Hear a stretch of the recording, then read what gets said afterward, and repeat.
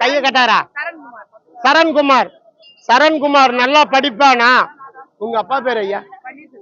பன்னீர்செல்வம். சரண்குமார் படிப்பானா? பிறனுக்கு கூட தான் சுத்துவானா? உன் குலதெய்வம் என்னப்பா? கண்ணாரப்பன். அவன் கூட இருக்கிறதா எழுந்திரு, இல்லைன்னா எழுந்திருக்காத.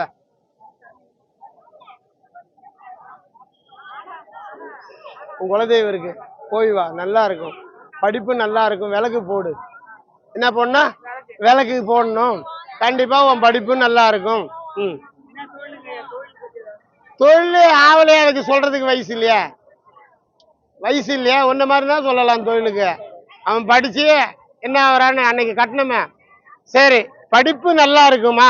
போய் அப்படியே வா, ரிட்டன். அவன் படிப்பு நல்லா இருக்குமா? அந்த கண்ணாரப்பன் கொடுப்பானா? புத்தியா இருப்பானா?